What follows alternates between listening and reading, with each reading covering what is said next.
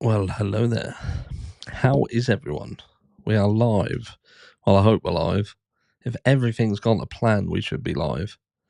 That, for some reason, is pretty damn quick. I don't know whether that's working properly. Looks okay. Everything looks okay. Yes, yes. How is everyone? I hope you're all well. I was looking to see where the camera was there because it's dark. It's dark and I cannot see. Don't look like the delay's too bad either. Everything looks good. Everything looks all right. Looks like the mic's working. Be surprised how many videos that I've actually done recently, and then when I've gone to edit them, there's no audio. That's the downside of having to run a program in the background for your audio, and sometimes you forget to set it up and forget to check. Who are you talking to? I'm kind of talking to myself. I think I'm talking to myself. Anyway, let's get straight into this because I was just looking. Let's first of all do a mod check. We got Lorna in. Hello, Lorna. I'm good. We got Dope in. I don't know why I'm looking over. Yeah, I need to look over there. Do I need to look over there? I can look over there or there. Lorna, Dope is in. Hello, Dope. Happy 21st for the other day. Superior in the house. Superior is in the house. So we've got Superior, Dope, and Lorna. I think that might be it. I don't want to go up too far because that won't tell me who's in now, just who perhaps popped in earlier. Hello. Oh, can you remember that? When we used to have the little animal mic. Thank you very much, Liz. That was very kind. Super sticker. Yeah, we used to have that microphone that was like a rat. That was quite funny. Morning from Australia. I can't. Yeah, they're in the morning, aren't they? I do love Australia. I'd love to go to Australia, but I hate spiders, so that ain't gonna happen. Yasmin Lindsay has just joined. Thank you very much for joining, Yasmin. It's very kind of you. Shout out to Harsh, my main brother, for using my girlfriend. Yes. You are the other half. Hello, my friend. Thank you. Yeah, this little logo at the top here. That's cool. I like that. I think someone else liked it as well. They asked me the other day. I gave them Jessica's email. Anyway, look, new listener since all this Jake here. That fucking case does my head in. But tonight is all about this case. And the point of this tonight is to go. I have a very special friend who is very, very good at going over details and has been collating information since the very start. And what we're looking at tonight, first of all, we're just going to look at the latest docs because it would appear that the state is still holding back on a specific piece of information. And there's also something that I can't find, which is weird. So we'll have a look together and see why I can't see it. But hello to all the new people, the people who have joined since the Jay Slater case. I know that this case will be alien to you. You may not have followed it, but this case is massive. It's got potential to be one of the biggest court cases that we have seen in recent history. It starts next year on the 2nd of June. And it's a big one. I've obviously got a massive playlist what you can go back and keep an eye, but ultimately it's the murder of 4 university students who were murdered in their off-campus home, and we have somebody who has been arrested and charged with the crime. You would think that that's quite simple. Okay, they've got him, but it's not quite as cut and dry as that. So first of all, let's have a look at these documents. Yes, make sure you smash the thumbs up on your way in. I don't know how many people are in. I haven't got a clue. I haven't got a clue. Oh yeah, 245 people in by the look of it. I would imagine it will be quieter this evening. It might take a little bit of time for us to pick up. But hello, like I say, to everyone coming in. But we've got some bits to get through. So let's just go and have a look at this first. So this is the list of documents. Now, what I'm looking for is the 15th supplemental request for discovery. And for some reason, I can't find it. You've obviously got up here at the top the 14th supplemental request for discovery. That's there. But as I come down, I cannot see it anywhere. I cannot see it in that list at all.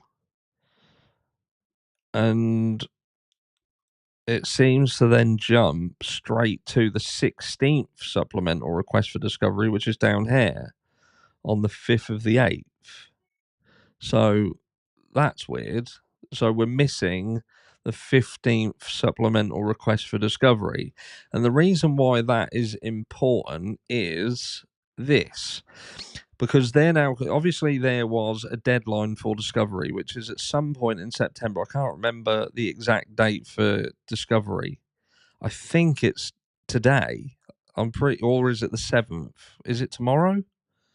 I know it's roundabout now is the deadline for all discovery. So if you look at here, so they've come back and said they've attached these exhibits, and when it goes to the request for discovery, you've got 1, 2, 3 is missing, which we're going to go and look at what that actually is in a second.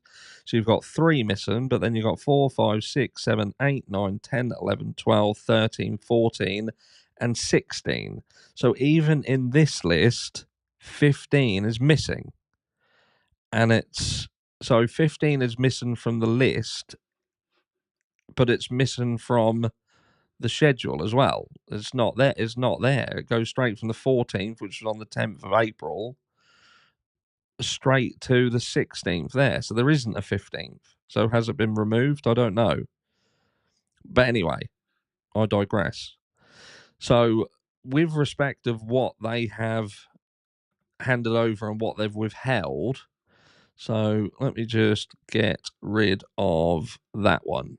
So they've given everything over apart from the 15th request for discovery, which we don't know where the fuck that's gone. That's just vanished off the face of the planet. And they've withheld this one. And lo and behold, look what this is. So this is, in terms of what is missing, let me just put that screen up there. So I've got that on that screen. And yeah, so so this is what they haven't handed over. And I don't even know why I'm surprised. So they are looking, request discovery and inspection of all materials discoverable by defendant per ICR, blah, blah, blah.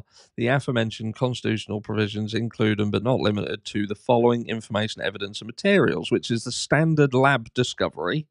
So the biological test and case file, the chain of custody and current disposition of evidence, the profiles uploaded to a DNA database, the data file, statistical calculation. So basically, everything to do with the acquisition of the DNA. So they've handed everything over, but they still haven't provided the information that is part of the golden goose, if you like it. So we call it the golden goose because it's genuinely the only piece of information that actually ties Brian Koberger to this crime, and that is questionable. So everything except this, which is arguably the most important piece of information. There you go. And that's what they haven't handed over. That's what it looks like. So there we go. So just to absolutely double check in terms of the discovery, 1, 2, 3 is missing, 4, 5, 6, 7, 8, 9, 10, 11, 12, 13, 14, 15's missing, but 15's not in the list. 16 has been done as well, which is recent. So bearing in mind, we're talking about something that was requested a long time ago. And again, arguably the most important piece of information, and they haven't given it over. There we go. There we go. Hello, AR Hayes, my friend. How are you? How are you? I hope you are well. I hope your health is all in order. I've been that busy. I'm not going to lie. I haven't really had chance to do anything. I was supposed to speak to Sienna today, which I haven't even got round to doing that yet. She's going to absolutely kill me. That's one of them, when you say I'll ring you or I'll message you, and that ring or message ends up being like a week down the track. Yeah, it's mental. Anyway, right. I can't put this up on the screen because it's got my man Eddie's details on there. And obviously, I can't give you his details because that would not be good. But I'm going to have it in front of me and we will go through it together. So, what is the point of this? I hear you say, what is the point? Oh, that's the only downside of having it in dark mode, isn't it? I actually darkened the screen. Yes, for those of you who don't know AR Hayes, go and check his channel out. He's a good man. He's a good lad. You're a good lad, that man. What else is there? Right, let's just go through this. Right. So I'm going to go on to this first. So this is reference. What we're talking about is obviously the Idaho 4 case. Now, with respect of Brian Koberger being arrested, being charged, we all have thoughts and feelings about it. And look, people who have been around this channel long enough and know what I'm like long enough understand that you don't have to be here and agree. Do you know what I mean? If you are somebody who absolutely believes that Brian Koberger done it, that's absolutely fine. Absolutely fine. And I understand why. Some people have got a massive trust in law enforcement. They've got a massive trust in the system, and they've got a way about them that just means that they'll look at someone and think, this is the guy that did it. Do you know what I mean? I get that. And she's here. I do apologise, Sienna. I have been absolutely swamped. So I did acknowledge the fact that I didn't contact you. I just I've got my nightmare. I haven't stopped. I literally haven't stopped. And if it makes you feel better, everything's gone wrong. So look, yeah. So with respect of the Idaho 4 case, we all have thoughts and feelings about it. Some of us think he did it. Some of us think he didn't. Some people are on the fence. And do you know what? I am someone who is on the. I'm not naive enough to think that he couldn't have done it, because that would be stupid to truly believe that he isn't capable on it. Do you know what I mean? To think he's not capable, I think that would be naive. So we do know that he could be. Do you have a wristband on? Are you talking to me? That is a Whoop band. For those of you who don't know, oh yeah, and that's the Help for Heroes military band with it. Help for Heroes, for those of you who know what Help for Heroes is. And the other one, like I say, that is a Whoop health tracker. For those of you who know what a Whoop is.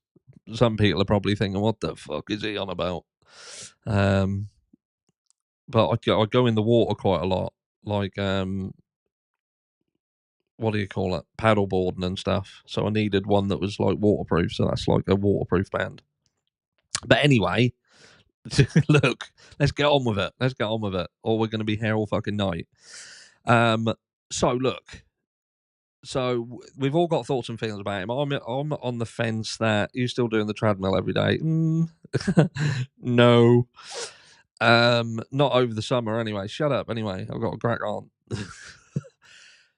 I have a feeling that there hasn't been enough evidence put forward to say Brian Koberger did the crime. That's how I feel about it. I don't think it's been proven. Don't think it's been shown. I think that there is evidence of more, and that's what we're going to go through here, right? So let's talk about it. So the US Supreme Court and Ninth Circuit Court of Appeals require the court to take affirmative steps to ensure that a defendant receives a trial by an impartial jury free from outside influences and to protect their processes from prejudicial interferences.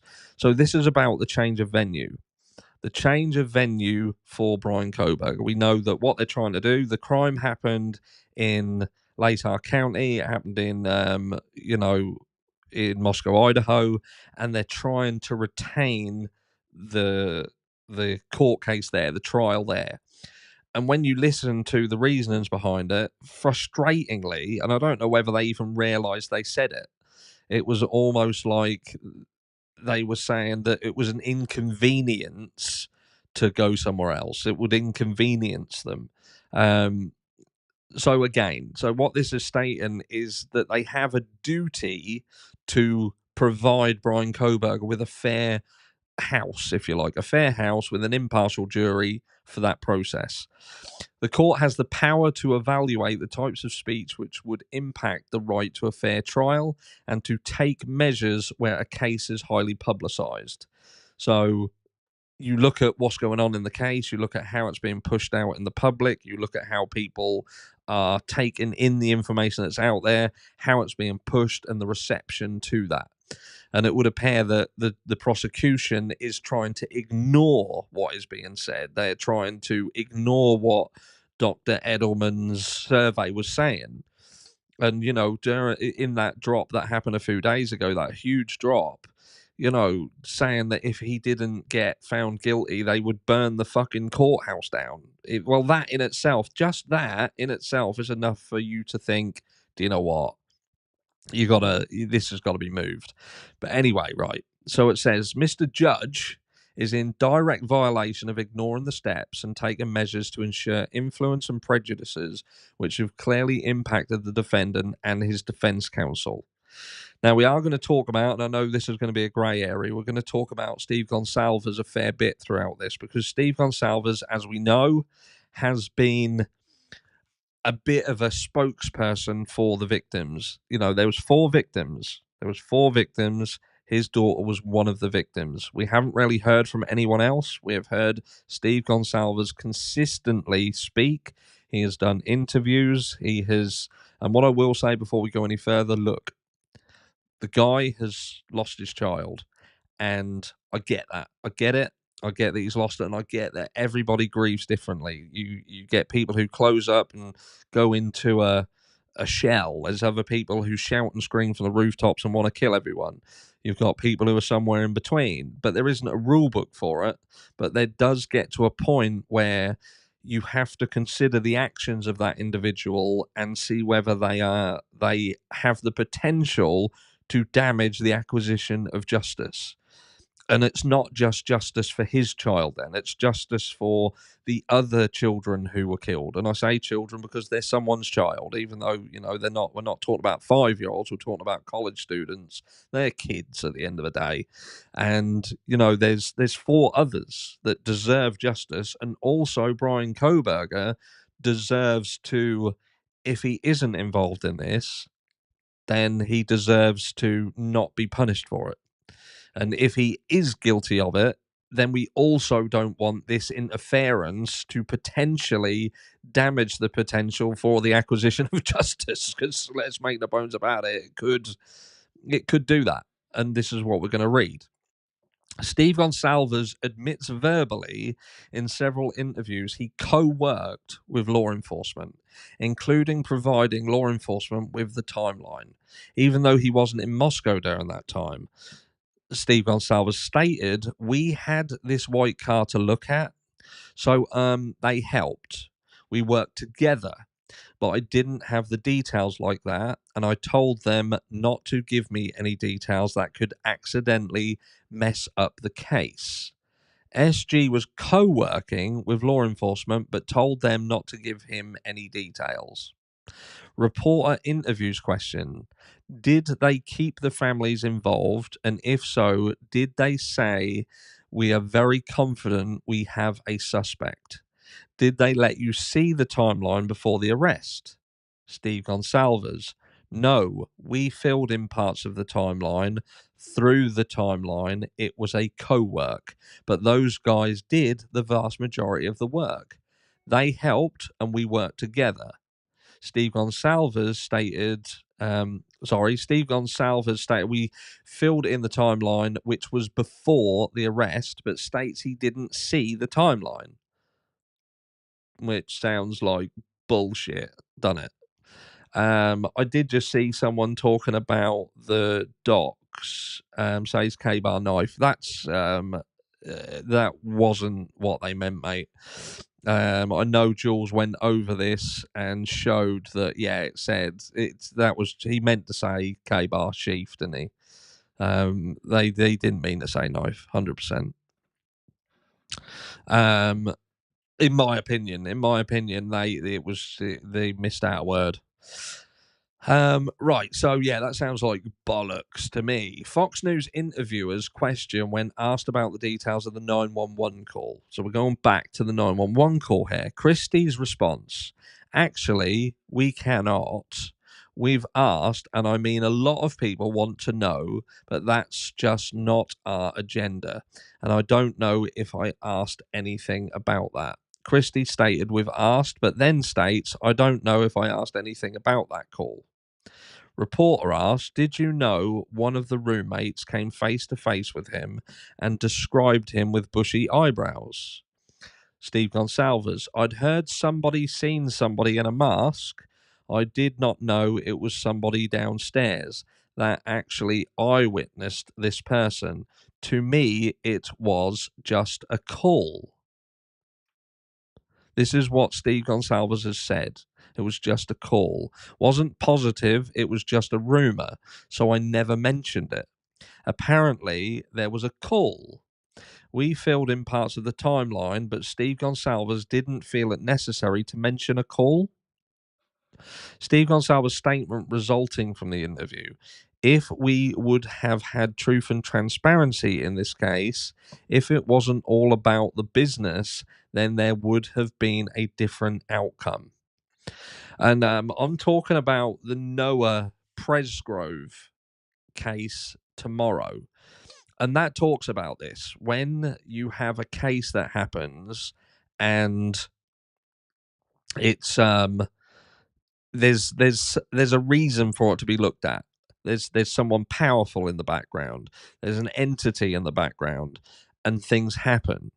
And sadly, cases like the Noah Presgrove case, there is none of that. It wasn't on a university campus, so it wasn't affecting that. There was nobody powerful that wants or needed this to go away. But keep your eyes out for that. If you haven't heard of the Noah Presgrove case, you need to hear it because it is very similar to this. The circumstances are slightly different, but you've got somebody who goes to a party, a 4-day birthday event, literally Labor Day last year, and he leaves the party and winds up dead down the road. Do you know what I mean? And yeah, but again, I'll be speaking about that again tomorrow. So the different outcome is realised when the gag order was lifted for Stephen Christie, allowing them free rein to speak upon Kohberger's guilt, which the news media ran with their multitude of comments, who then ran with stories of his guilt. Brian Enton interviews Steve Goncalves' statement. The reason I'm talking to you is because there is capital business decisions being made on top of the justice. There is no way to pretend these are all equal and equate to the same motivation. Some people seem to be scared of the repercussions of their mistake. We either got the guy or we don't. Can you remember this interview? Because I can. We either got the guy or we don't. Now, we will come back full circle to this at some point, but this is Steve Goncalves going back a while ago, where he's talking about the business. There's business decisions that are influence and things that have been done. You've emailed me. Thank you. I will pick up emails tomorrow. I had about 270 odd emails today. on top of the 100 that I didn't get to yesterday. Steve Goncalves can't be held criminally liable for being the spokesperson for the state and prosecution, but he can be held liable in a civil lawsuit, which I believe will happen as soon as the defendant is found not guilty or exonerated. Lack of DNA evidence, and this is obviously going to, now we're talking about this, look at, is this potentially why we still, if again, if someone might know what the deadline is, the deadline for discovery. I know it's September. I know it's the beginning of, I'm pretty sure that is either today or tomorrow. But based on the information the FBI could see in the Genetic Genealogy Services portal, the FBI went to work building family trees of the genetic relatives to the suspect DNA left at the crime scene in an attempt to identify the contributor of the unknown DNA. We recall the state lab already performed the STR work, claiming the DNA on the sheath was Koberger's. So why is the FBI attempting to identify the contributor of the unknown DNA? The IGG process pointed law enforcement towards the defendant, but it did not provide law enforcement with substantive evidence of guilt. Word for word, that was. The state says IGG is neither exculpatory or material to guilt or punishment. Thompson stated, "We're not going to use it, so the defense don't need it." Can you remember that? There was a point where we was talking about the fact that they were talking about not even using it, not going to use it, and that was they. It was almost like they used that to put information out to the public, what they knew would be damaging, but then they retract it from being able to give the information to the defense because the damage has already been done. They didn't know it at that point. If you speak to anybody who was like, Brian Koberger's guilty, why do you think he's guilty? Oh, because his DNA was found at the scene. How do you know his DNA was found at the scene? They can't even provide the evidence to back it up. And at every turn, they're withholding it. But anyway, I digress. Thompson stated, "We're not going to use it, so the defence doesn't need it." Mr. Thompson, I'm one of the toughest men you feel meant to fool you'll ever meet. Defence set out to prove the alleged DNA on the sheath wasn't Koberger's, but you and the state provided it for them. So assuming the defendant was guilty, trash was gathered from the Koberger's resident in Albrightsville, Pennsylvania, sent to the ISP lab in Idaho, who reported that a DNA profile from the trash and the DNA profile from the sheath identified a male matching his father's DNA. Mr. Thompson, your problem in getting a conviction is the IGG process pointed law enforcement toward the defendant, but it didn't provide substantive evidence of guilt. In simple terms, so you can perceive what I'm stating, Mr. Thompson, the state claiming Koberger's DNA is on the sheath didn't adequately support or prove the state's conclusion. So there's a lot to listen to there. That was kind of part one, which we now go on to this bit here, right? When was the prosecution and the state trapped? Hello, people coming in. I will come into comments shortly. State's motion. The state in their motion states the IGG is neither exculpatory or material to guilt or punishment. This was December 28th, 2022. The Idaho State Police Lab reported a DNA profile from the trash and the DNA profile from the sheath identified a male as not being excluded as the father of the suspect profile. The lab performed a paternal match between father and son, stating the match also was located on the sheath. 14th of the 7th of 2023, reply in support of motion for protective order. The state does not intend to present the IGG information at trial. The IGG process pointed law enforcement towards the defendant, but did not provide law enforcement with substantive evidence of guilt. Does the FBI IGG process align with the state's claim the defendant's DNA profile is on the sheath? based on information the FBI could see in the Genetic Genealogy Services portal. The FBI went to work building family trees of the genetic relatives to the suspect DNA left at the crime scene in an attempt to identify the contributor of the unknown DNA. The problem, the state admitted they already matched the defendant's DNA to the sheath. So why was the FBI attempting to identify the contributor of the unknown DNA? Here's why. The state doesn't intend to present the IgG at trial because the FBI's IgG process didn't determine or provide substantive evidence of guilt. The state stated they didn't rely on the IgG information and it was only a tip. However, the state did rely on the familial match stated on the last page of Payne's PCA for the arrest warrant. Again, why didn't the state rely on FBI's IgG analysis? Because the FBI determined their work didn't provide nor substantiate evidence of guilt.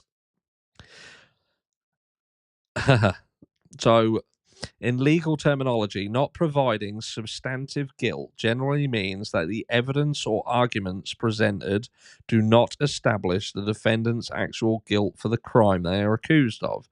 Substantive guilt refers to the factual determination of whether the defendants committed the crime based on the elements that must be proven beyond a reasonable doubt. For example, if a prosecutor fails to provide sufficient evidence that directly links the defendant to the crime, they have not provided substantive guilt. This is different from procedural issues, which deal with how the trial is conducted rather than the actual facts of the case. So, in a nutshell, what we're saying we're consistently seeing that all of the stuff that was in the PCA, everything that was listed in the PCA, we're going back to the car, for instance, the white Hyundai Elantra. What do we know about the white Hyundai Elantra? We know originally the white Hyundai Elantra, by a specialist at the FBI, it was determined not to be Brian Kohberger's by way of stating that that was a 2011. Could he have made a mistake? He could have done. Is it likely that an FBI specialist who specializes in the determination of what cars are seen in these footage, a car specialist of 30 years of doing it, made that mistake? So let's just, okay, he made a mistake. Let's say that. We also have an issue with the cell phone data. So they say that the cell phone pings, somehow, if you play about with them, that Brian Kohberger could have been traveling between his place in Washington down to Moscow, Idaho. But yet they've not proven that either. And when Cy Ray came into the court, he clearly said that there was issues in that data. There was pieces of that data that was missing. It was almost like they had got the information, it weren't complete, but they'd said, we can pretty much say with this information that he could have done this route. But without the missing elements of that information, they 100% can't say that he did that route. So that's you've knocked out the white Hyundai Elantra. You've knocked out the cell phone data because that's currently incomplete. You've got somebody who was driving around in the area. Yes, he was driving around or away from the area, should I say, which I always said. Brian Kohberger likely went in, and gave him that fucking, when he was arrested, and gave him that, said he was driving about, and they just thought, oh, that's it, that's done, that's a done deal. And then you've got the DNA situation, and as we saw at the beginning of this live, they are still withholding the DNA information. They're still withholding it. So if this is a done deal, if they've got their man, if this is, the Brian Kohberger's the person who done it, it's like going back to what Steve Goncalves said. You've either got the man or you haven't got him. But Steve Goncalves, the thing what frustrates me with this guy is that at the beginning he was kind of making sense. It was kind of making sense, and he made some statements. Discovery deadline is the 6th. So that is tomorrow. So there we go. So today was it the 4th? Yesterday we had a load of discovery go in. So they've got 1 day to hand over whatever 15 is, what is missing off that list, and the only one that's missing is the IgG information, all of the DNA situation. So it will be interesting to see whether there is a penalty. And the thing is now, what will likely happen if they don't hand that over? Ann Taylor, I would imagine, could potentially look to get the death penalty struck off of the table. She will look to have the prosecution penalised for not. How many times do you have to ask for stuff? How do you have to do that? How many times do you have to ask? This has been going on a long time. We also know that there was other DNA. There was other DNA that was in that property. And you can't help but think to yourself, look, with respect of the Idaho 4 case and the things we know, the things we don't know, what we do know is that there was DNA in that scene, in that murder scene, that had not been tested, apparently not been tested. And you have to think to yourself, who are they protecting? Because this stinks of someone being protected. I know she'd already fought, but that wouldn't go, I don't think that would have gone anywhere prior to this. She's filed lots of motions. Law officers of Andrew D. Myers in the house. Hello, Andrew D. Myers. Sorry if I missed you earlier, my friend. I was on a rant. Yeah. So look, this is. Are they going to come forward? Are they going to come and hand it over? But I would say, and it'd be interesting to see if Andrew Myers agrees that if they miss this deadline, especially with this piece of information that is so important, is it going to bolster Ann Taylor's ability to indeed request that the death penalty be struck off the record, struck off the table? Now, what we've also heard recently is, we've looked back at the things that Steve Goncalves has said, but he has consistently throughout this, he has spoken about potentially having people inside feeding him information. Now, there's two things that is going on here, and that is that Steve Goncalves has got somebody who's feeding him information, which straight away, that is not right. That is not right. That is. Well, I don't need to tell you. I don't need to tell you guys. I'm in the UK. You guys are in the US. If there is someone inside this case and they are feeding Steve Goncalves genuine information, then you know that that's not right. But if they're not doing that, he is still behaving publicly in a way that is leading people to believe that's what's happening. And what that does is it gives him more credibility. It gives to the Goncalves army, for instance. What he says will hold more weight.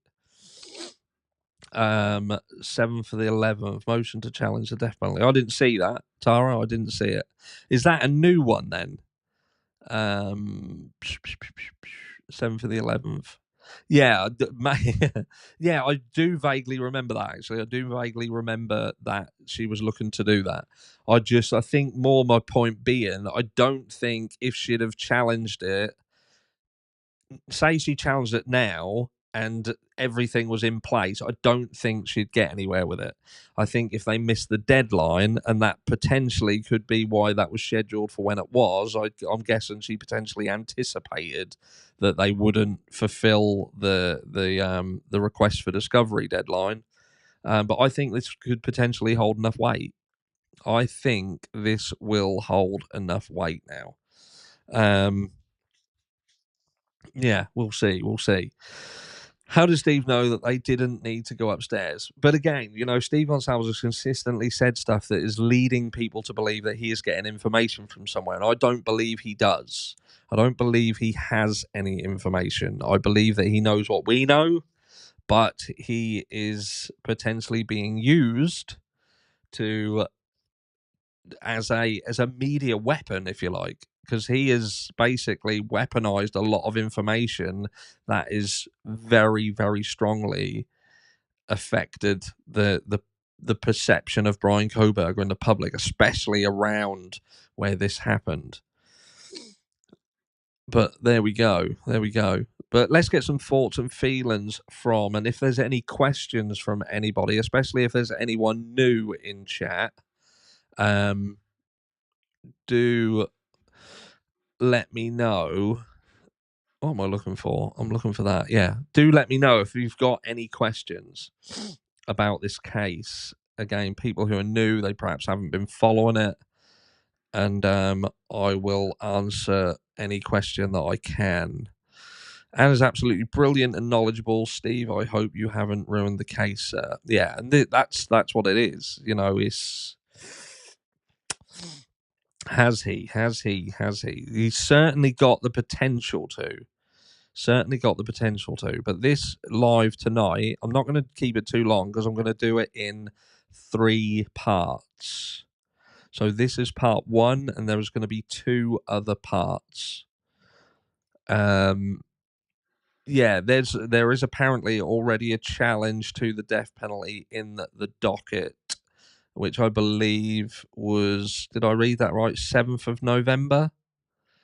If I go back up here somewhere, I think it was said it was the 7th of November. I could actually just bring the doc up, can I? Let me just go on to here. Let me just get rid of that. Go to, I can bring the docket up. Let's break that, get that. Idaho, let's bring it and see if we can find it. It'll be in the docket. Trying to use my keyboard. Idaho. Let's bring this. Let's have a look. I'll bring it up on screen. Just get that out the way. I met with jurors. Yeah. So, you know, literally Steve Goncalves saying that he is interviewing the the potential jurors. And people turning around and saying, like, that's not a problem because they're not jurors. No, they are potential jurors. They are potential jurors. What am I doing? I'm going the wrong fucking way. Need to go up to the top. I was looking for the 15th supplemental request for discovery again. I'm wondering why I can't see it. But let's go on to here. I'm going to have to scroll all the way down because this is one long ass piece of paper, isn't it? Here we go. 7 for the 11th. This one here. So that is already up. I don't know why it highlighted everything on the page. So there is at 10 a.m. on the 7th of November in courtroom 3 challenge of a death penalty. And like I say, I don't think if this would have happened and everything come forward, if they met with the discovery deadline, I don't think she'd really have grounds to challenge it. Because ultimately, even though they've put so many requests in, the final deadline is tomorrow. But I do think that if this surpasses, yeah. Let's have a look. I'm trying to keep an eye on the what do you call it? Can they give the death penalty despite not releasing DNA? Well, this is the whole thing, Lee. This is the issue that I have, and that is, I don't think if they miss the deadline for discovery, I think Anne now she will have grounds to request it being took off. You know, we've seen it happen in the past. Look at Laurie Vallow, for instance. there you go. You only need to say that case. Steve G knows what we know. He just believes in the police officers who have told BK is the guy. And if it's not BK, then those police officers should be ashamed of themselves for doing that.